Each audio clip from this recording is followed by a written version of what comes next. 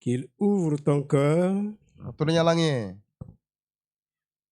qu'il le dispose pour recevoir.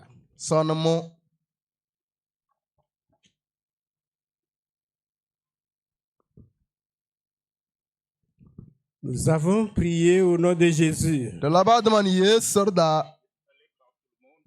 Grand Dieu au ciel, nous bénissons ton nom. Nous t'adorons pour ton amour. Merci Seigneur pour la grâce que tu as donnée à tout chacun depuis hier. Merci pour les exhortations, les conseils que tu nous as donnés. Seigneur, nous sommes dans la poursuite du programme. Je confie en tes saintes mains. Je demande au Dieu puissant que tu nous parles encore et tu permettes que, Seigneur, en descendant de cette montagne, nous soyons remplis, ressourcés, fortifiés pour continuer la marche avec toi. Dieu puissant, nous te disons merci. Au nom de Jésus, nous avons prié. Nous avons prié au nom de Jésus. Gloire à Dieu. Et comme vous le voyez sur vos programmes, le message est intitulé « Allez, tenez-vous debout et parlez à tous sans distinction. »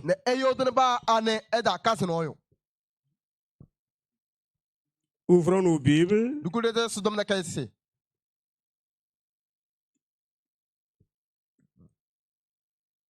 Actes des Apôtres. Le chapitre 5. Le verset 20 et en allant.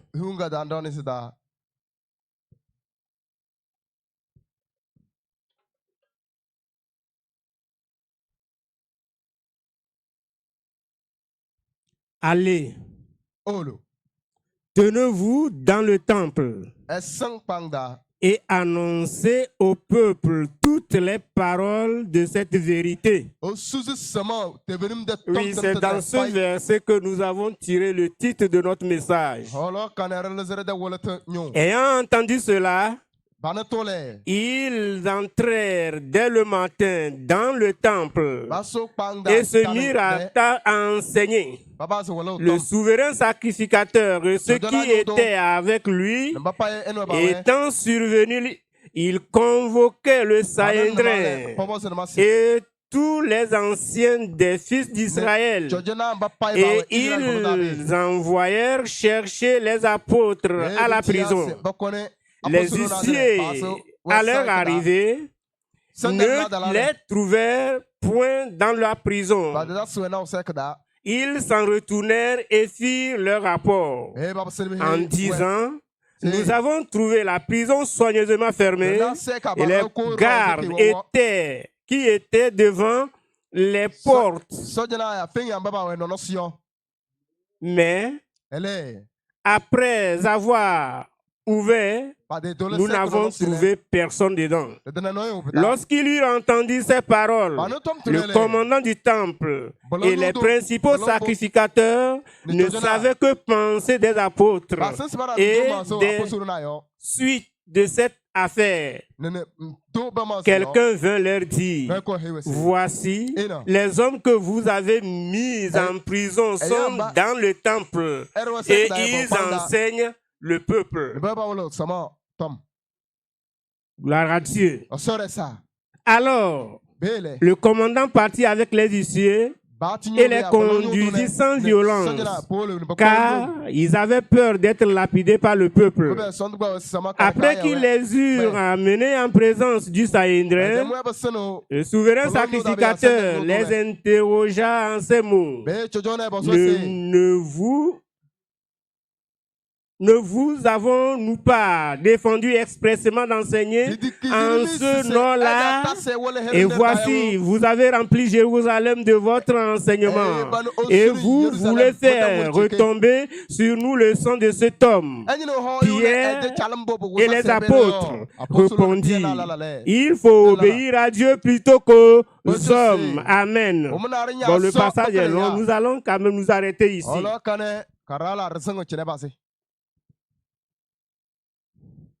Allons dans Matthieu. Matthieu 28. Matthieu 28.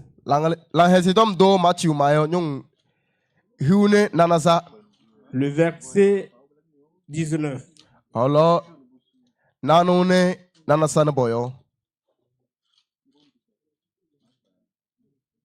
28, 19. Allez, faites de toutes les nations des disciples, les baptisants au nom du Père, du Fils et du Saint-Esprit. Marc 16.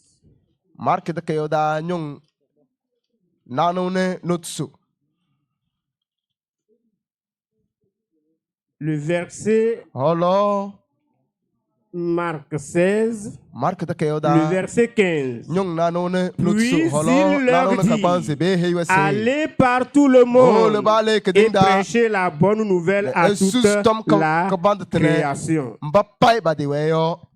Gloire à Dieu. Et voyez, et cette portion que nous venons de parcourir sont le mandat que le Seigneur Jésus-Christ a donné à l'Église. Quand il était sur la terre, au cours de son ministère, c'est ce qu'il a donné comme mission aux disciples. Aller dans le monde entier, prêcher l'évangile à tous les hommes, sans exception, les hommes, les femmes, les jeunes, les enfants, les pauvres, les riches, les juifs, les grecs, les blancs et noirs, sans distinction. Prêcher la parole, enseigner la parole. Amen. Amen. En tant que chrétien, chrétien contemporain, cette mission nous est aussi confiée. Aller partout dans le monde, prêcher la bonne nouvelle à toute la création. La seule là, les dernières paroles de l'auteur de la vie sont les paroles du Sauveur de l'univers, sont les paroles du Rédempteur de l'humanité et le chef de notre salut, Jésus-Christ. Il a consacré sa vie en son temps. Il a travaillé d'arrache-pied. Il est rentré dans les villages. Il a parcouru les 4 coins de l'univers pour prêcher la parole. Gloire à Dieu. C'est pourquoi, vous voyez, quand nous lisons ce qui concerne notre maître, dans tout ce qu'il faisait, il a mis l'emphase sur la repentance et la conversion. Et toutes les œuvres puissantes, les miracles, les signes et les prodiges qu'il avait accomplis avaient pour but de favoriser l'œuvre du salut des âmes. Il s'est engagé dans un évangélisme intense qui a finalement abouti à son sacrifice sur la croix. Tout ceci juste pour la rédemption de l'humanité. Il a fait cela pour nous montrer. Parce qu'il savait qu'il a un peu de temps. Il doit bientôt quitter le monde. Il doit partir. Et à son absence, nous qui l'a enseigné, nous qui l'a formé, c'est ce que nous devrons faire. C'est ce que nous devrions faire. Gloire à Dieu. Gloire à Dieu. Et c'est ce que l'homme doit faire. Et cet ordre, à l'effet de toutes les nations, doit être exécuté par tout le monde. Allez, faites de toutes les nations. Parce que le royaume de Dieu est proche. Jésus-Christ va bientôt venir. Toute chose prendra fin sur la terre. Amen. Amen. Mon frère, cet ordre va vers toi et te recommande de le faire. Est-ce que tu vas obéir? Est-ce que tu vas obéir? Si oui, le Seigneur te récompensera. Au nom de Jésus. Nous allons observer 3 points. 3 points dans le message. 1. Nous allons parler de faire savoir au monde le commandement de notre Seigneur. En 2. Faire savoir au monde notre responsabilité urgente. Et en 3, faire savoir au monde notre récompense assurée. Oui, revenons au point numéro 1. Parlons de notre commandement. Le commandement du Seigneur à notre égard. Faire savoir au monde le commandement de notre Seigneur. Ouvrons nos Bibles dans Timothée. L'épître de Paul au Timothée. Le deuxième épître.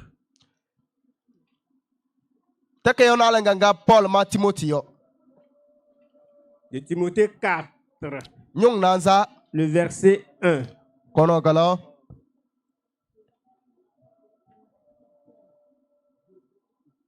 Je t'en conjure devant Dieu et devant Jésus-Christ qui doit juger les vivants et les morts. Et au nom de son apparition et de son royaume,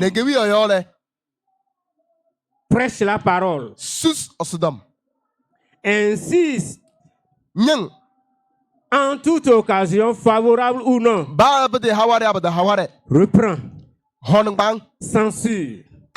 Exhorte avec toute douceur et en instruisant. Le commandement de notre Seigneur. Prêche la parole en toute occasion. Occasion favorable ou non. Prêche. C'est un ordre. Prêche. C'est un commandement. Prêche. C'est un impératif. Prêche en toute occasion. Cet ordre vient du maître.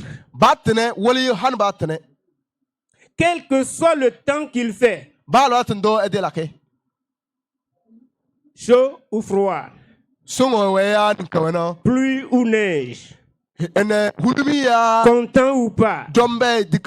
Le peuple accepte ou pas. Que tu aies le temps ou pas. Que tu sois en bonne santé ou pas. Quelle que soit dans la situation que tu te trouves.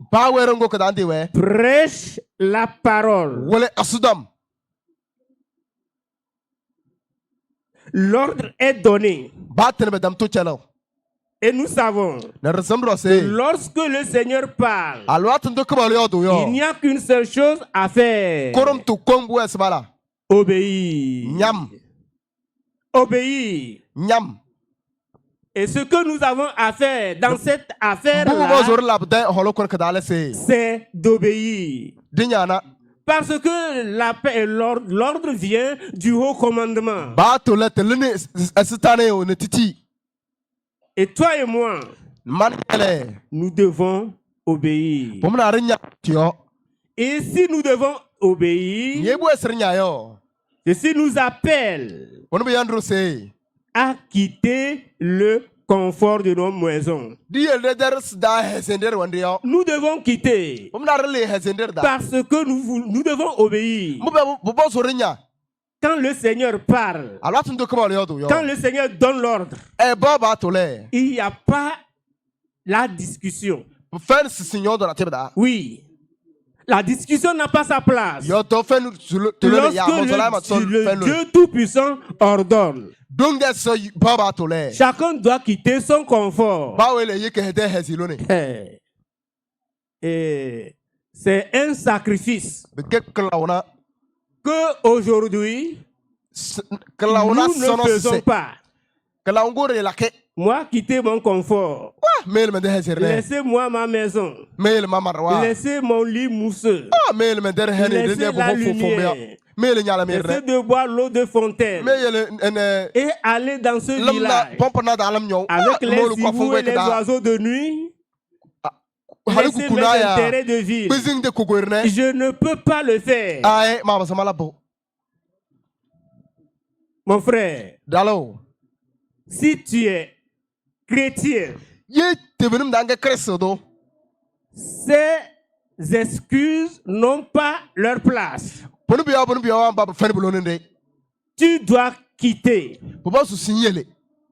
Tu dois laisser ce que tu as comme intérêt en ville.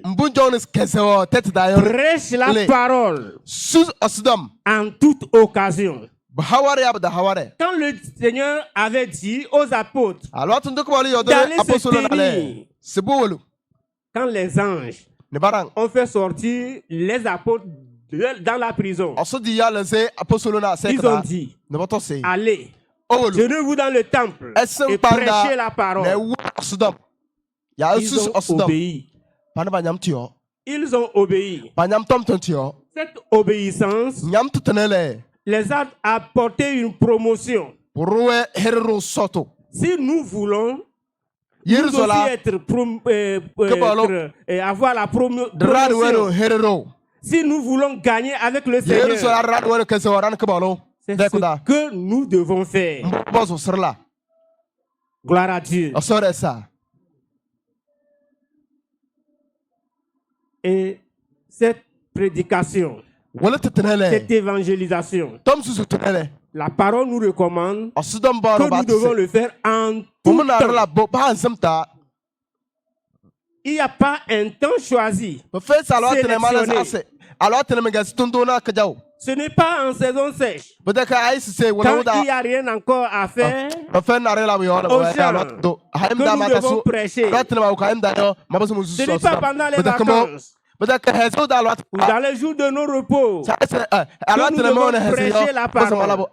Prêchons la parole en toute occasion, en tout temps, à n'importe quel moment.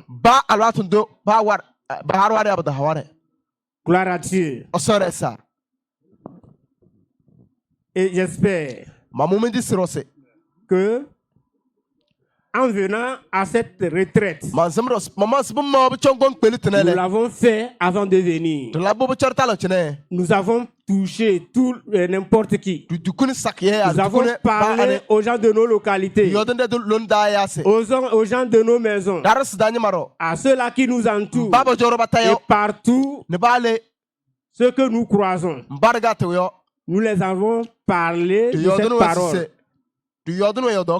Et certains de ceux-là qui ont écouté sont aussi avec nous. Gloire à Dieu. Que Dieu nous bénisse pour avoir obéi Et pour avoir fait cela, mais vous voyez, avant que nous puissions réussir, avant que cette parole, cette prédication puisse avoir un effet, un impact sur ceux qui écoutent, nous devons accompagner cela d'une fervente prière. La prédication et la prière sont deux sœurs jumelles inséparables. C'est la prière qui ramollit les cœurs endurcis. Les cœurs de diamant. C'est la prière qui coupe les liens. C'est la prière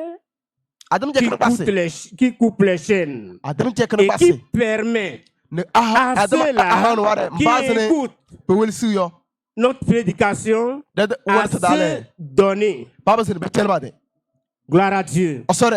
Et ceci, sans résistance, ils viendront au Seigneur. Oui, c'est notre devoir. C'est ça notre responsabilité que nous devons faire. Ce qui nous conduit au deuxième point. Faire savoir au monde notre responsabilité.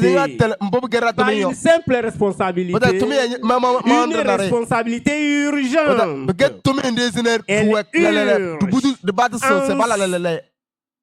Elle urge. Parce que les temps sont fâcheux. Parce que le retour de Christ est imminent. Parce que la mort frappe toujours aux portes. L'urgence de notre responsabilité. Lisons Ésaïe. Ésaïe, le chapitre 5. 52, j'allais dire. Ésaïe 52, le verset 7.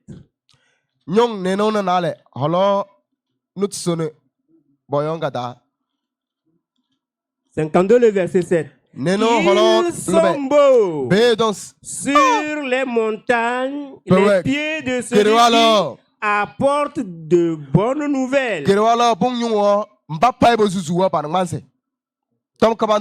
publie la paix, de celui qui apporte de bonnes nouvelles, qui publie le salut, de celui qui dit à Zion, ton Dieu règne. Gloire à Dieu.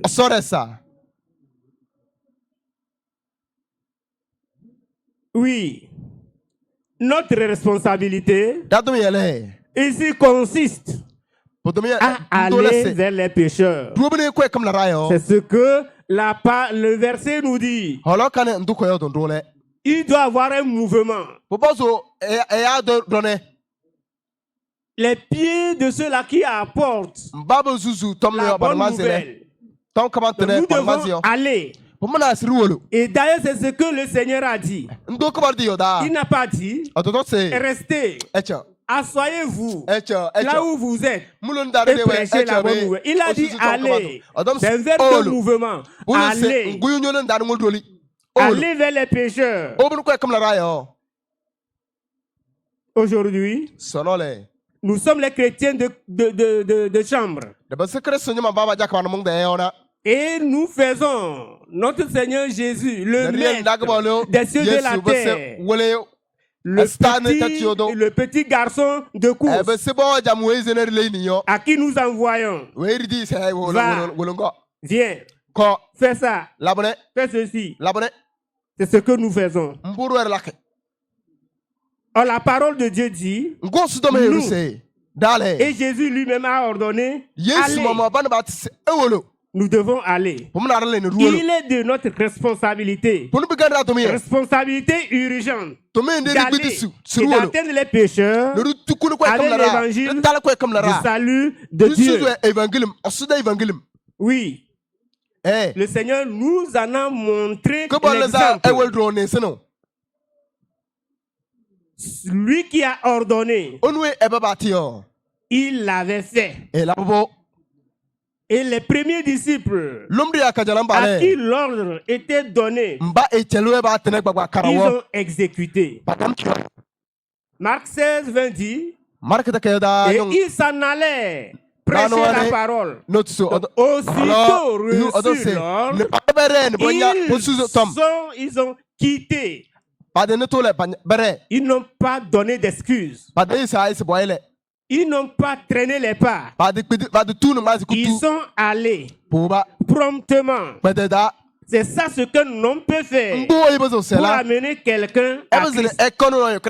Oui, c'est ce que toi et moi nous pouvons faire. Nous ne pouvons rien faire encore. Nous ne pouvons pas écrire la Bible. Mais ce que Dieu veut, c'est que nous prêchons l'évangile. C'est ça ce que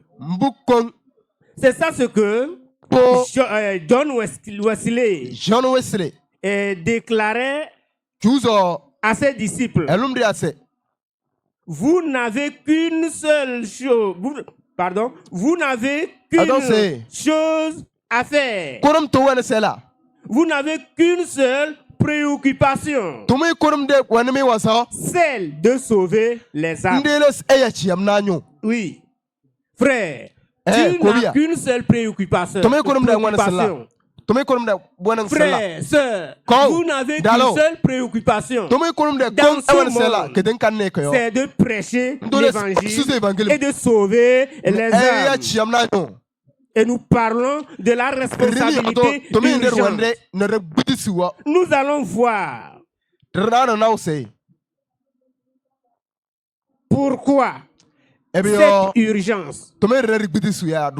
Pourquoi nous devons le faire urgemment, sans perdre le temps. Petit A. Parce que la vie de l'homme sur la terre est brève. La vie de l'homme est brève sur la terre. Les gens dans l'ancien temps, dans la Genèse, ils ont vécu 900, plus que 900 ans. Mais en fin de compte, ils sont morts. Et nous aujourd'hui, sont les plus vigoureux qui atteignent 70 ans. Donc la vie est très brève. Alors, pour au moins gagner le maximum, nous devons prêcher l'évangile. Petit B. La moisson est grande, mais il y a peu d'ouvriers. Peu d'ouvriers. Et le retard entraîne des grandes pertes. Des grandes pertes. En ce sens que la mort est certaine. Et l'éternité est à portée de la main. Beaucoup de personnes, dans une seconde partie, où est-ce qu'ils vont? Ils n'ont pas écouté l'évangile. S'ils n'ont pas été prêchés, c'est un enfer. Nous devons nous lever B, petit C. Le temps de notre travail est court. Si la vie est brève, le travail que nous faisons est court. Il est court. Gloire à Dieu. C'est pourquoi Jésus lui-même, le sachant, quand il est venu, et quand il a commencé sa mission, il n'a pas perdu le temps. Il ne s'est pas laissé à n'importe quoi que ce soit. Il s'est même privé de manger et de boire. Puisqu'il disait, il faut que je fasse, tandis qu'il est jour, la volonté de celui qui m'a envoyé. Car la nuit vient, personne ne peut travailler. La nuit vient et personne ne peut travailler. Jésus a travaillé. C'est notre exemple parfait. C'est notre modèle parfait. Et c'est ce que nous devons faire dans ce monde. Le temps est court. Aujourd'hui, qui t'appartient Alors tu dois saisir l'occasion et faire de ton mieux. Aujourd'hui, t'appartient. Demain, tu ne sais pas ce que la journée de demain va enfanter. Petite idée. La réalité de l'enfer nous oblige. L'enfer existe. L'enfer est réel. Même si certains veulent, certains acceptent ou pas, l'enfer est réel. Et il est réservé pour les pécheurs. Et si nous ne prêchons pas, nous allons conduire tous ces pécheurs-là en enfer. Et cela ne nous sera d'aucun avantage. Nous devons prêcher. Prêcher. Comme la parole nous le recommande, nous devons nous lever et le faire avec un plus grand sérieux parce que nous sommes plus proches du salut final. Je veux parler de l'enlèvement. Que le Seigneur nous aide à obéir au nom de Jésus. Si nous le faisons de bon cœur, les bénédictions nous attendent.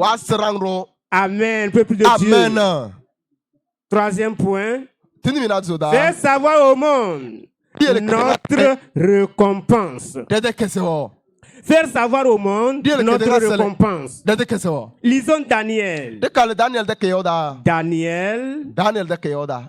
Daniel au chapitre 12, le verset 3. Pardon, oui, le verset 3. Daniel 12. Daniel 12, le verset 3. Gloire à Dieu. Ceux qui auront été intelligents brilleront comme la splendeur du ciel. Et ceux qui auront enseigné la justice à la multitude brilleront comme les étoiles à toujours et à perpétuité. 1 Corinthiens. Tu dois être intelligent. Intelligent pas pour les diplômes. Intelligent pour se donner, pour se consacrer, pour se dédier à l'œuvre du Seigneur, pour faire la volonté du Seigneur. 1 Corinthiens 15. 1 Corinthiens 15. Le verset 58.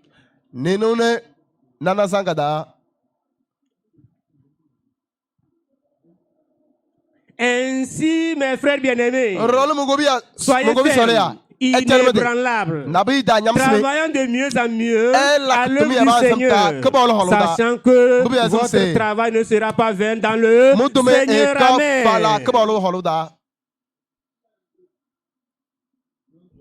Apocalypse 22. Voyez, ceux-là qui seront obéissants, ceux-là qui seront fidèles, ceux-là qui exécuteront ce mandat, recevront d'innombrables récompenses. Apocalypse 22, le verset 12. Voici, je viens bientôt, et ma rétribution est avec moi.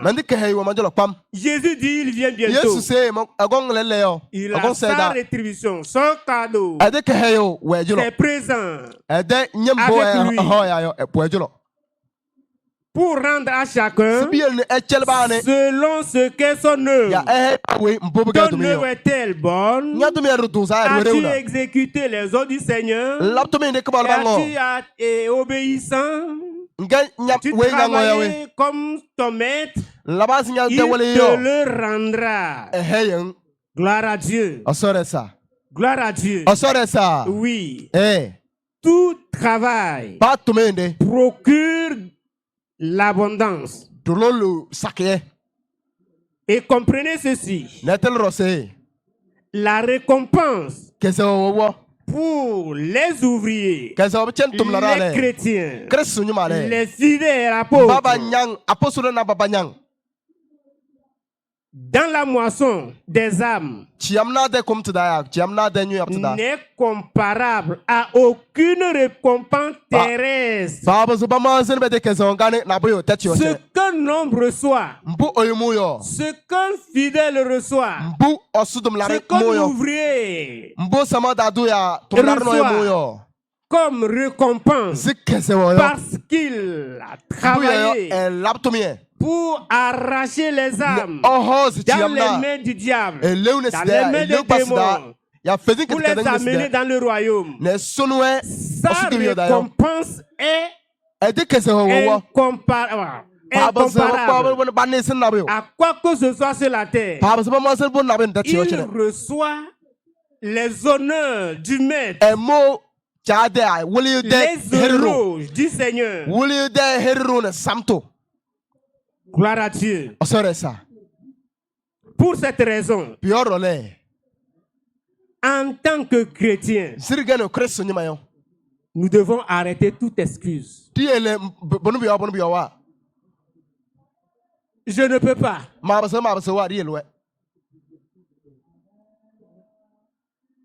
J'ai honte. Moi, j'ai peur. Je n'ai pas le temps. Je suis trop occupé. Que les excuses prennent fin. Et levons-nous. Travaillons. Quand bien même nous savons qu'il y a les défis.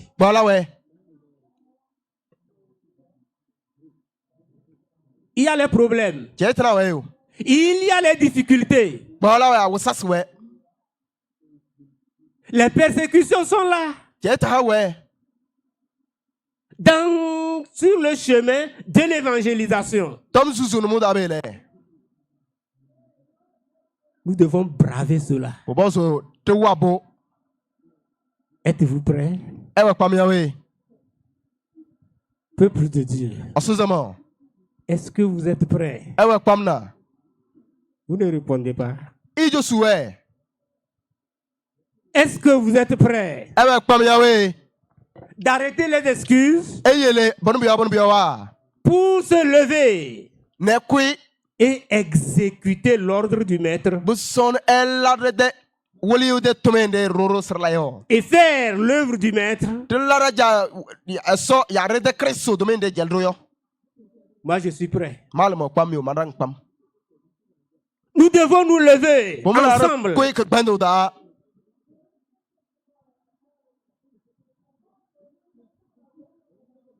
Et tout ce qu'il y a à faire, le prix à payer pour gagner le maximum, nous devons le faire. Oui. Gagner une âme, c'est un sacrifice. Tu dois te dépenser toi-même. Parce que tu dois disposer du temps.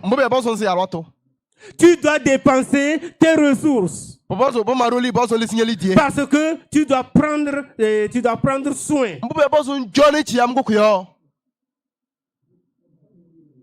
Aujourd'hui, à cause de cela, se dépenser ses ressources, les gens abandonnent. Beaucoup refusent. C'est être égoïste. L'ordre est donné. Nous devons nous lever. Nous devons nous lever. Nous devons gagner le maximum avant que le jugement de Dieu ne s'abatte sur eux. Gloire à Dieu. Et comprenez que celui-là qui le fera ne sera pas laissé mais vide. C'est ce que l'apôtre Paul a dit. Votre travail ne sera pas vain dans le Seigneur. Et ceux-là qui seront intelligents dans Daniel brilleront comme les étoiles. Pas un jour, pas un an, pas un siècle d'années, en perpétuité. Vous savez que l'éternité n'a pas de fin. Pour toujours. Gloire à Dieu. Veux-tu avoir cela? Veux-tu recevoir ces récompenses? Est-ce que tu veux être récompensé? Voyez, l'apôtre Paul, il l'a fait. Et à la fin, lui-même, il était convaincu. Convaincu de son œuvre. Parce qu'il a amené une multitude. Il a gagné beaucoup d'âmes. Et qu'est-ce qu'il a dit? Ses amis les a gagnés dans le combat. Il a dit, j'ai combattu le bon combat. J'ai achevé la course. Il a achevé la course.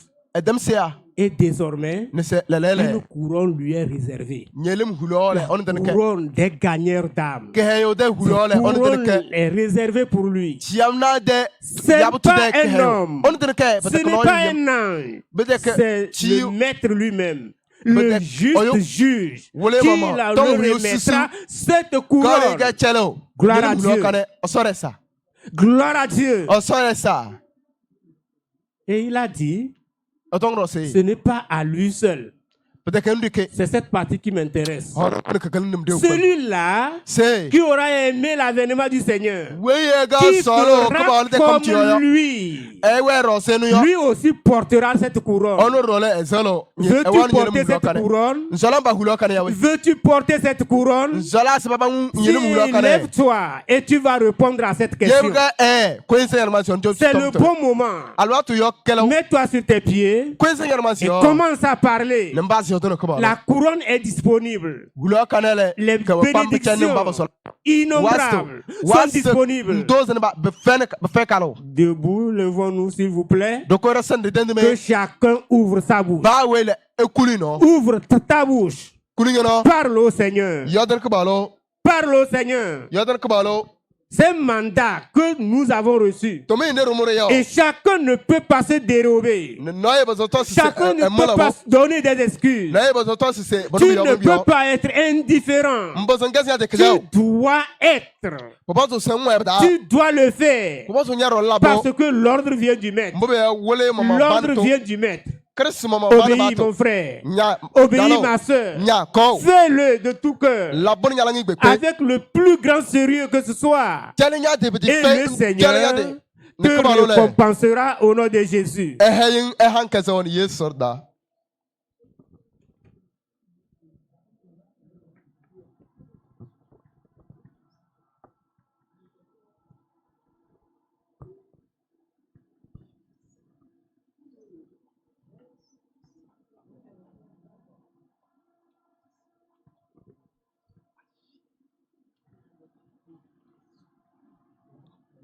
Allez, tenez-vous et parlez en tout sans distinction.